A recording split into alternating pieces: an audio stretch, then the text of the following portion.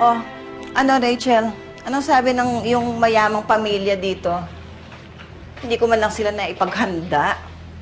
Ano sabi nila tungkol dito sa ating mumunting tahanan? Ay, at saka oo nga pala.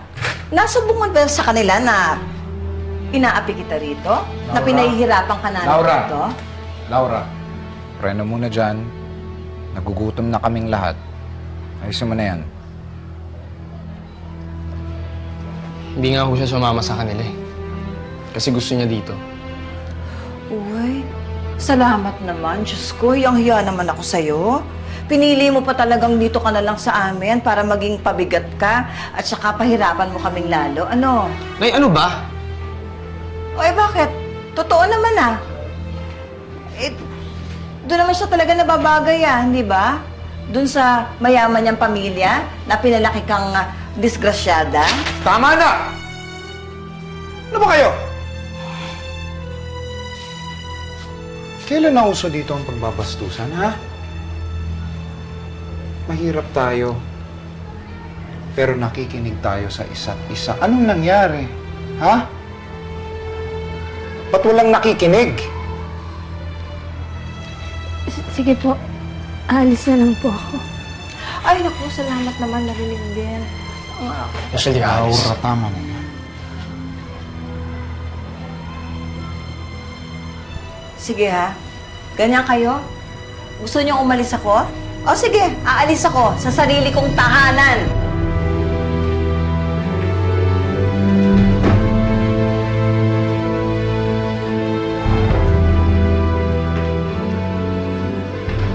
Alam mo, manager, ayusin mo yan, ha?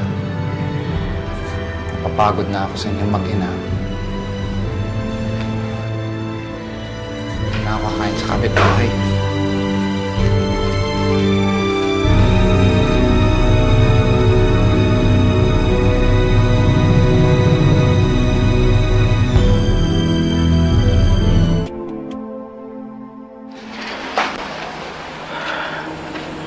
Nay.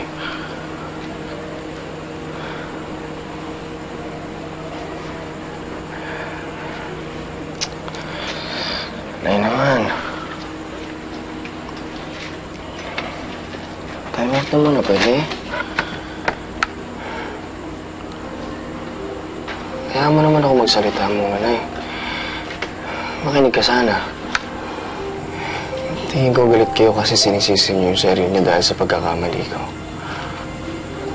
Nay, ako naman yung nagkamali eh. Nagdiskartehan ko naman. Pinalaki niyo naman kami ni tatay na marunong tumayo sa sarili namin pagkakamali eh. Masakit lang kasi anak eh. Nabigla talaga ako. Hindi ko napaghandaan. Parang bigla na lang, ibang tao ka na sa akin. Ang sakit-sakit sa ina na malaman na may sarili ng desisyon ng mga anak niya. Gumagawa na ng sariling desisyon. Masakit sa isang ina na maramdaman na parang may sariling buhay na yung anak niya. Ako pa rin naman to eh.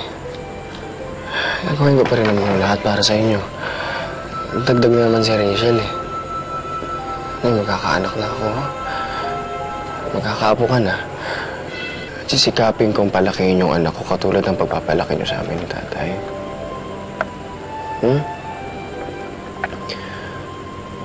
Ay, hindi ko kahit ang wala ka. Ay, patawarin mo na ako. Hirap na ako eh. Kailangan ko yung nanay ko.